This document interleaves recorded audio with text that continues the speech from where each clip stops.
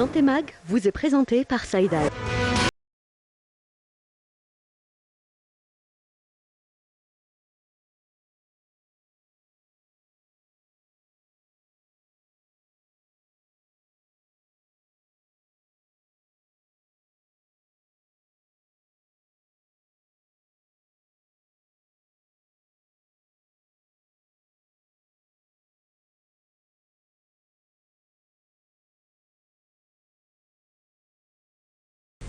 Bonsoir à tous, merci de nous rejoindre pour ce nouveau rendez-vous de Santé Mag. Nous célébrions cette semaine la journée mondiale contre le cancer consacrée à la prévention, la détection et le traitement de cette maladie grave.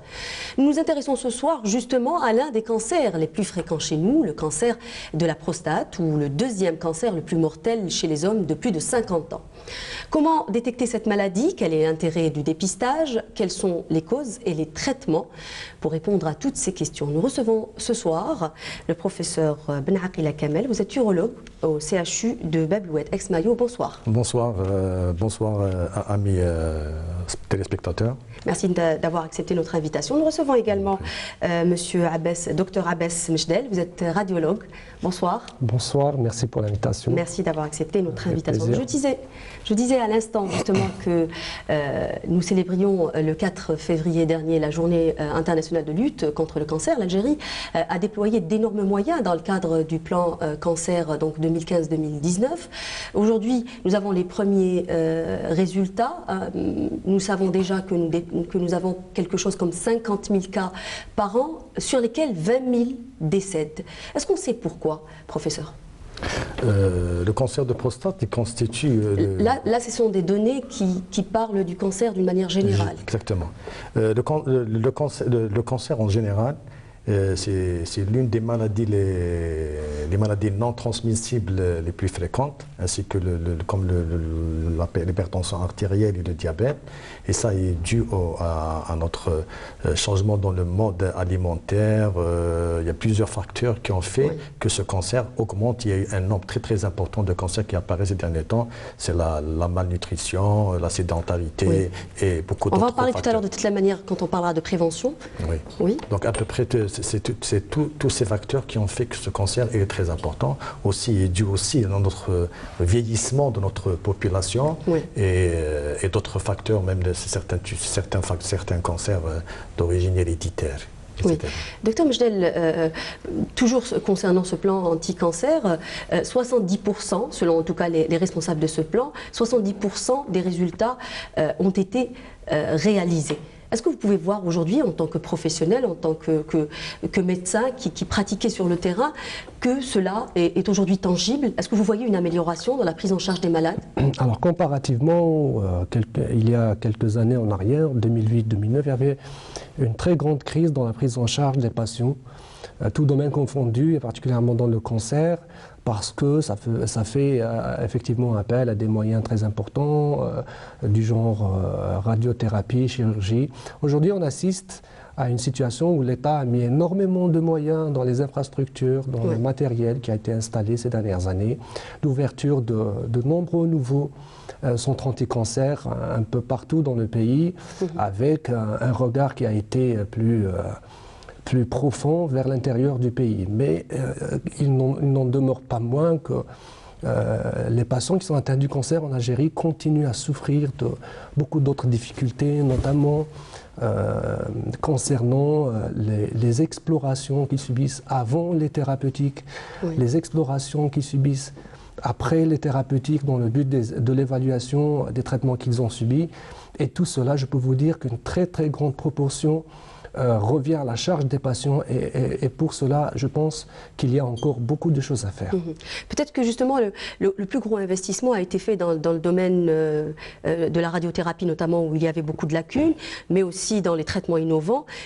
Là, il reste peut-être le domaine de l'organisation, professeur? Je pense que l'organisation, donc il y a eu mise en place d'une organisation, c'est grâce au plan cancer, qui a permis un petit peu de situer les difficultés et de les commencer à aller vers des solutions, notamment comme le dépistage par exemple. Il fallait faire récupérer ces patients qu'on recevait généralement, comme par exemple, je dirais, le cancer de prostate, où les patients étaient diagnostiqués au stade métastatique. Donc Oui. il fallait aller faire le dépistage, aller ramener ces gens, pousser les gens à aller faire le dépistage, etc., pour essayer de récupérer ces gens-là. Pourquoi? Pour faire le diagnostic précocement et donner le traitement approprié et pourquoi pas traiter ces patients au stade utile qui est le stade curatif. Oui, absolument. On va en reparler en tout cas plus longuement du diagnostic précoce. On va faire immersion justement dans le sujet du jour, en l'occurrence le cancer de la prostate. Je vous propose de regarder ce reportage signé Falida Benmouslem. Considéré comme le premier cancer chez l'homme, le cancer de la prostate est la présence de cellules malignes dans les tissus. Le cancer de la prostate prend une part importante de l'activité de tous les services d'urologie. Et pour préciser, donc, contrairement à l'hypertrophie bénigne de la prostate, le cancer de la prostate est un cancer. C'est ce qu'il faut préciser. Donc notre challenge à nous, notre défi à nous, professionnels de la santé, c'est de faire bien sûr la part des choses entre tumeur bénigne, qui est hypertrophie bénigne de la prostate, et cancer de prostate, c'est adénocarcinome de la prostate. Très difficile à identifier, le cancer de la prostate n'a pas de signes particuliers. On le découvre généralement à la suite d'une complication ou lors d'une visite fortuite chez le médecin, ou simplement lors d'un dosage systématique de la PSA. Il se manifeste par des signes pratiquement identique à la tumeur bénigne qui est l'hypertrophie bénigne de la prostate. Ça peut être des difficultés à uriner, un temps assez long pour évacuer donc ces urines, une polacurie qui veut dire un nombre d'urines assez élevé, surtout la nuit. C'est ce qu'on appelle la polacurie nocturne. Ça peut se manifester éventuellement par des blocages urinaires qui nécessitent donc, dans le cas de l'urgence, donc la mise en place donc d'une sonde. Et parfois, ça peut se manifester aussi par des douleurs assez intenses au niveau donc, de l'abdomen, au niveau du bas-ventre et au niveau donc, des organes génitaux. À l'occasion de la demande d'un bilan de mon médecin, je lui ai demandé de rajouter à la fin le PSA. Et c'est comme ça que j'ai suivi cet indicateur depuis 2014. J'ai vu son évolution. Il était à 2 et il est passé à 6. J'ai fait des bilans et puis c'est tout. Hein. J'ai été consulté à 2 reprises et on m'a demandé de faire une biopsie. C'est la biopsie qui a confirmé la maladie. Si un cancer est à craindre, une prise en charge se déclenche. Un toucher rectal sera effectué, une échographie suivie d'une biopsie et d'un bilan d'extension bien précis désignera le meilleur traitement à adopter. Notre façon de procéder, en fin de compte, c'est donc d'interroger les patients sur les troubles qui les amènent à consulter. C'est de faire un examen clinique, et là, on ne le dira jamais assez, l'examen clinique se complète par un toucher rectal qui permet de voir, de détecter parfois s'il existe quelque chose de suspect au niveau de la prostate, et puis de faire des examens biologiques, notamment tous les hommes à partir d'un certain âge connaissent le dosage du PSA, qui permet de détecter dans une certaine partie des cas donc un cancer de la prostate. Et quand ce PSA donc est très suggestif, dans ce cas, on continue donc les investigations, on complète par ce que l'on appelle des biopsies endorectales éco-guidées qui nous permettent de faire des prélèvements et d'avoir un diagnostic de certitude du cancer de la prostate. C'est grâce à cet examen anatomopathologique, des biopsies de la prostate, que l'on peut dire avec certitude qu'il y a ou qu'il n'y a pas de cancer de prostate. Après l'âge de 50 ans, les maladies de la prostate seront fréquentes, le plus souvent bénignes mais gênantes. C'est pourquoi une consultation annuelle de prévention et de dépistage est préférable pour éviter certaines complications. Alors on a vu dans ce reportage, on a parlé d'une manière générale donc de cette pathologie lourde, on a vu le diagnostic, mais avant peut-être d'en arriver là, est-ce qu'il y a des symptômes ou des signes cliniques qui peuvent nous alerter ? Alors au début, le cancer de la prostate, quand la tumeur est très localisée, on peut considérer qu'il pourrait n'y avoir aucun symptôme. Ou sinon, des symptômes urinaires qui sont liés à une hypertrophie bénigne de la prostate, tout en sachant que la coexistence d'une hypertrophie bénigne de la prostate et d'un cancer de la prostate peut être présente. À un moment donné, lorsque la tumeur prend du volume et qu'elle commence à envahir des structures de voisinage comme le plancher de la vessie, c'est là qu'on commence à avoir des signes du genre difficulté à uriner, des brûlures mictionnelles, des difficultés à uriner, une impériosité mictionnelle qui ne sont pas, en réalité, pas très spécifiques du cancer. Mais au tout début du cancer, il n'y a aucun symptôme. Non, généralement, c'est des patients qui viennent nous voir, etc., à l'âge de 50 ans. Donc déjà, il y a le prostatisme, des signes, les signes du prostatisme, des difficultés d'uriner, etc. Il se lève fréquemment le soir, il urine, ça se coupe, il reprend. Donc toutes ces symptomatologies prostatiques qui poussent le patient à consulter. Oui. Et c'est à ce moment-là que nous faisons un peu plus sur conseiller de faire un dépistage. Conseiller de faire un dépistage au patient, de faire un toucher rectal et prévoir bien sûr un PSA. Toucher rectal, c'est très important de le faire. Pourquoi? Parce qu'il y a des gens qui refusent de le faire et ils vous disent, docteur, non, c'est pas la peine, j'ai fait mon PSA il est normal. Non, je dirais le toucher rectal peut découvrir un cancer de prostate. 10% des touchés rectaux peuvent découvrir le cancer de prostate, même un PSA normal. Donc c'est pour ça de dire aux gens, ne pas avoir une assurance totale, de dire non, mon PSA est normal, donc je n'ai pas de cancer de prostate. Non, il faut examiner, etc. Et donc après le toucher rectal, c'est la biopsie. Non, on fait le PSA, soit il vient avec le PSA, ou bien on fait le PSA et on voit un petit peu. S'il y a une anomalie au toucher rectal, automatiquement, on envoie le patient vers la biopsie prostatique pour confirmer, parce qu'on n'a pas le droit de dire au patient que vous avez un cancer de prostate tant qu'on n'a pas de preuves histologiques, comme l'a dit si bien le professeur Adjali dans ce documentaire, ce reportage. Voilà. Justement, pour le dépistage, vous disiez à l'instant que les symptômes, il n'y a pas vraiment de symptômes qui peuvent nous alerter, d'où l'importance justement d'un dépistage. Est-ce que les gens viennent aujourd'hui se faire dépister ou les gens ont peur ?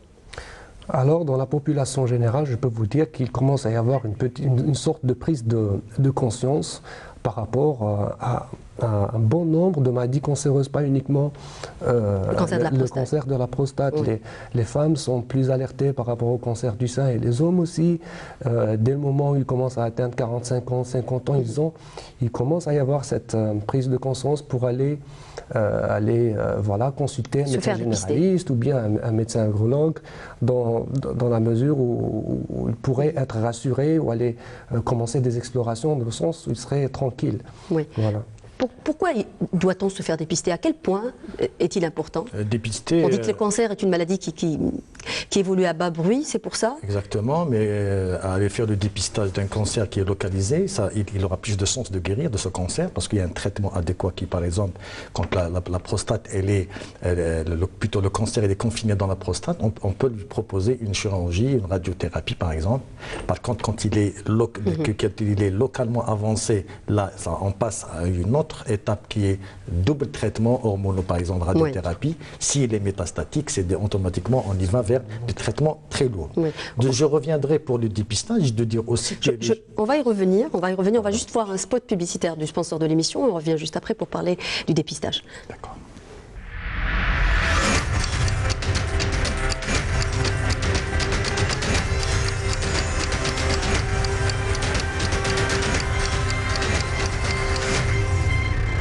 Santé Mag vous est présenté par Saïda.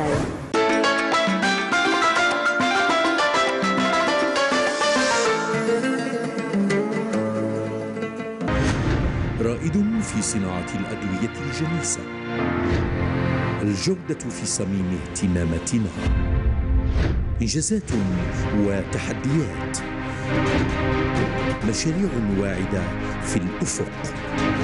ثقتكم هي قوتنا، خبرتنا في خدمة صحتكم. سايدان، مؤسسة في أوج النمو.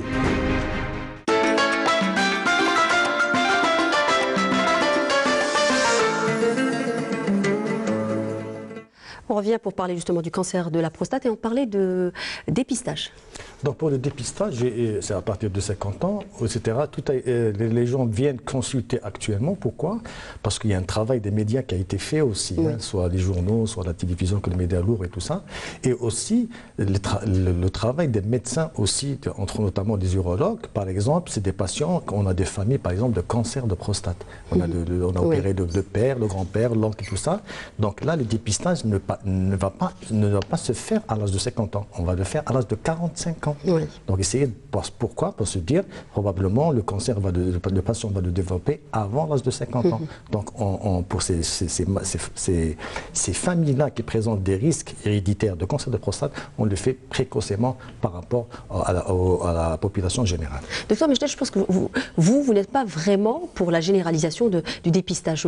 Vous n'êtes pas d'accord pour faire un dépistage systématique. Oui, au fait, c'est la nature, c'est la spécificité du cancer de la prostate qui fait que la stratégie de dépistage devrait être un petit peu différente dans la mesure où c'est un cancer qui touche des hommes d'âge un peu évolué, qui dépasse les 50 ans. On parle d'un pic de diagnostic qui est situé entre 71 et 74 ans, dans tous les cas dans les statistiques en France. C'est aussi un cancer qui évolue lentement et de ce fait, la stratégie de dépistage devrait intéresser les patients chez qui nous allons opter pour des thérapeutiques plutôt curatives avec tout ce que ça peut impliquer, une chirurgie radicale, sinon une radiothérapie lourde. Et ce qui fait que nous allons agir sur la médiane de survie de ces patients. Par contre, versus une stratégie de dépistage qui va toucher, voilà, une stratégie de dépistage ciblée. Et donc, autrement dit, ça ne sert à rien d'aller dépister un cancer chez un monsieur de 85 ans qui a plusieurs tares associées et chez qui nous allons dire, voilà, aujourd'hui vous avez un cancer et peut-être qu'il n'en mourra jamais. Ce n'est pas pour dire qu'il n'y a pas lieu de poser ce diagnostic, mais il y a lieu de concentrer l'énergie de toute la société, d'où le mécanisme de dépistage autour de patients chez qui le traitement pourrait améliorer ou agir directement sur la médiane de survie. Professeur, je voulais dire, il ne faut jamais faire de dépistage de masse. Ce dépistage doit être un dépistage individuel. Donc c'est le patient, il vient... Est-ce qu'il faut cibler une population, comme disait Dr Mechtel, justement? La seule population qu'il faut cibler, je pense, c'est ceux où je viens de dire, de parler de... Où il y a un facteur de risque héréditaire, etc., élevé. Les autres, c'est individuel. On ne fait plus, c'est pas possible, on ne fait plus de dépistage de masse. Il faut cibler les gens, ces gens-là, ou bien les gens qui veulent faire un dépistage concernant ce cancer de prostate. De dire un cancer, on ne fait plus, généralement, au-delà de 75 ans à 80 ans, on ne fait plus de dépistage. C'est bon.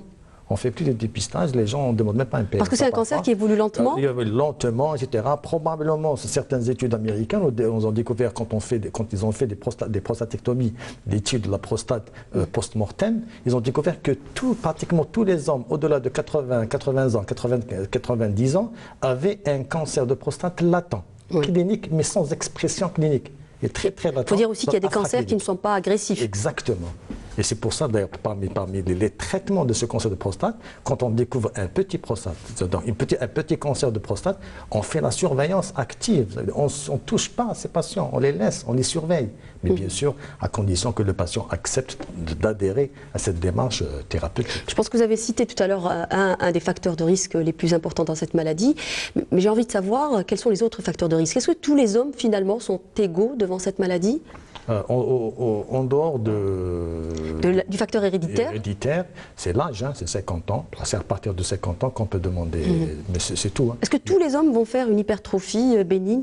Probablement, oui. Il peut avoir avec l'espérance de vie aujourd'hui qui est assez, très importante, assez élevée. Et sans oublier qu'en Algérie, qu'on va noter pas une recrudescence, augmentation du volume et augmentation du pourcentage de ce cancer en Algérie, vu le vieillissement de la population. C'est le boom de naissance des années 60, et maintenant, la plupart sont à l'âge de 50 ans, donc l'âge de développer une hypertrophie prostatique. Est-ce qu'il y a d'autres facteurs de risque, Dr Mechtel, comme le tabagisme par exemple? Est-ce que ça peut être un facteur de risque? Alors, beaucoup de facteurs environnementaux, tous les facteurs environnementaux qui agissent sur la genèse des cancers sont aussi considérés. On parle beaucoup de l'alimentation, tout à l'heure vous en parliez. L'alimentation, effectivement, il y a même des études qui ont impliqué le surpoids, le diabète, les modes alimentaires qui sont complètement anarchiques actuellement, qui ont été impliqués dans directement, indirectement dans le cancer de la prostate, et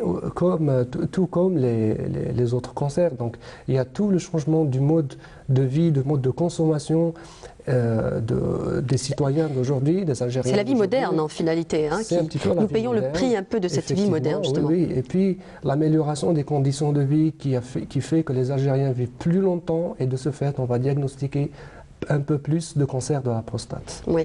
Je voulais ajouter à Dr Mechdel de lui dire que c'est pour ça qu'on fait le dépistage. Il n'y a pas de, comment dirais-je, de prévention primaire dans le cancer de prostate comme les autres cancers. Par exemple, le poumon, on demande aux gens d'arrêter de fumer et tout ça, ou bien de boire. Par exemple, c'est l'un des rares cancers qu'on peut éviter. Exactement, qu'on peut éviter. Et c'est-à-dire de faire le dépistage, de ramener ce cancer à son état plus, à l'état, je dirais, clinique. Oui. Voilà qui nous emmène un peu à parler au traitement. Je pense que c'est un point très important. Alors les traitements vont être selon l'agressivité du cancer, nous en parlions tout à l'heure aussi. Un autre facteur qui va être décisif, c'est aussi l'âge du patient, n'est-ce pas? Exactement, concernant le cancer, c'est pour ça qu'on essaie de faire le diagnostic précocement. Après un bilan d'extension, parce que comme on connaît c'est un cancer qui touche l'os, des ganglions, donc on fait une scintigraphie osseuse, une TDM, un scanner thoraco-abdominopelvien, une IRM parfois voir localement comment il est. Ici, il est localisé, là selon les recommandations.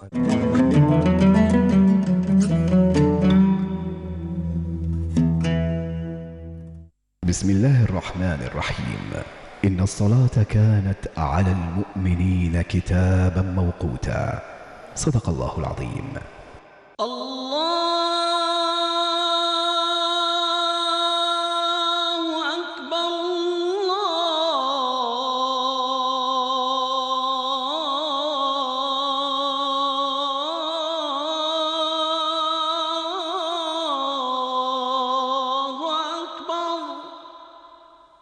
أشهد أن لا إله إلا الله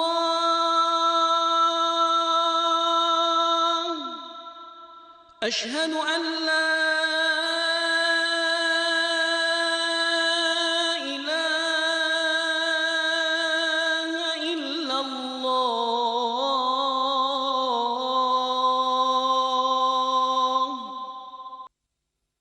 أشهد أن محمدًا رسول الله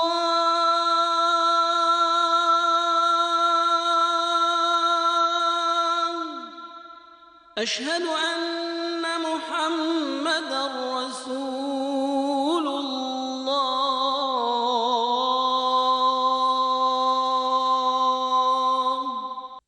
حي على الصلاة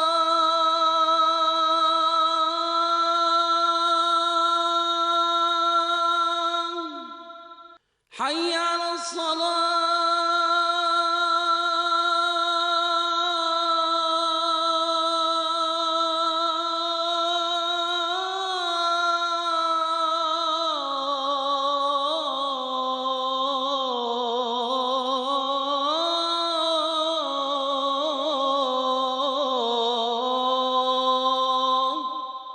حي على الفلاح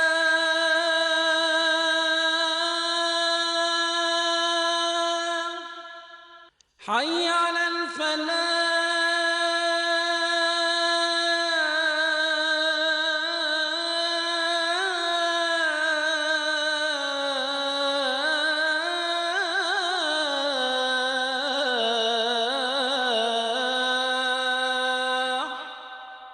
الله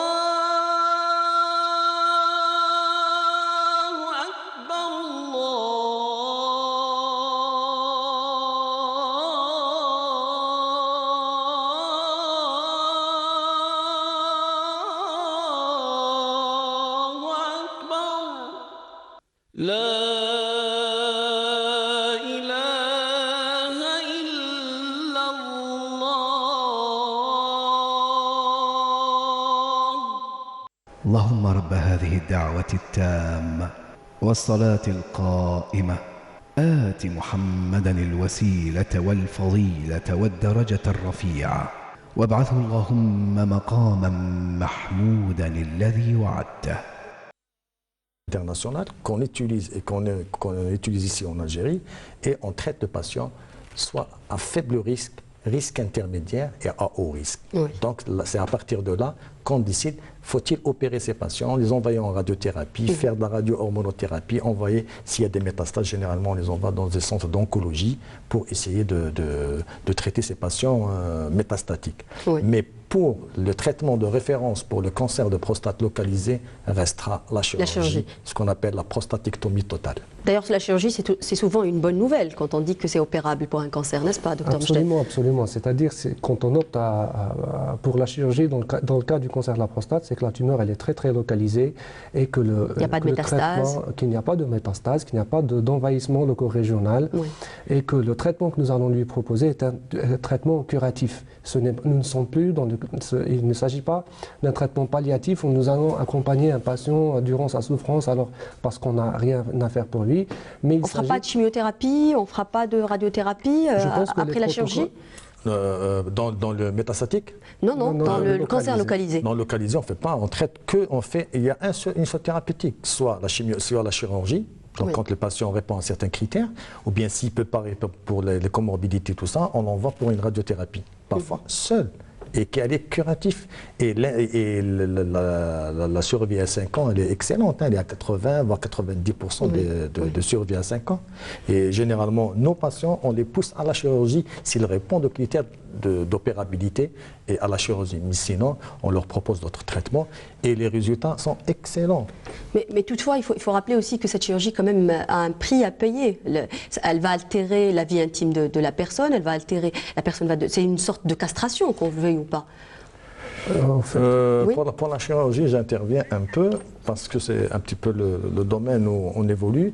Le risque de cette chirurgie, moi ce que je dis aux patients, je leur dis voilà, le risque c'est l'incontinence urinaire qu'on peut récupérer par certains... Oui, mais ce n'est pas dans tous les cas, ça. Pas dans tous les cas, mais quand même, hein, parfois les définitives. Hein. Mais ça se règle avec une rééducation. Bien sûr, et je demande aux patients, je lui dis, je l'avertis, hein, éventuellement jusqu'à 15 à 20% de patients peuvent avoir une incontinence urinaire, et il y a la dysfonction érectile vers l'impuissance sexuelle que le patient généralement adhère au premier temps.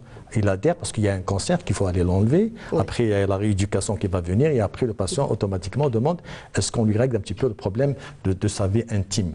Là, on intervient par des traitements, etc. et l'accompagnement. Mais dès que le patient accepte cette thérapeutique, parfois je leur dis probablement c'est le prix à payer pour essayer de survivre et rester avec ses enfants et sa famille. Oui, docteur Mechtel. Oui, effectivement, non seulement la chirurgie... On n'a pas le choix en tout cas. Nous n'avons pas le choix parce qu'il s'agit d'un cancer, premièrement, et le cancer est une maladie mortelle, potentiellement mortelle par définition, et de ce fait, nous sommes obligés de mettre tous les moyens pour agir sur la survie du patient, comme le disait mon confrère. Et donc, il n'y a pas que la chirurgie qui est génératrice de complications. La radiothérapie, c'est la même chose. L'hormonothérapie aussi, une sorte de castration chimique où les complications du genre dysfonction érectile ou baisse de la libido, autres dysfonctions de l'appareil urogénital sont inévitables. Mais c'est le rôle du médecin aussi, quand il discute avec son patient, de lui expliquer le pour et le contre des traitements qu'on lui propose, que l'avantage, c'est qu'il va vivre plus longtemps, qu'il aura une meilleure qualité de vie. C'est très très important.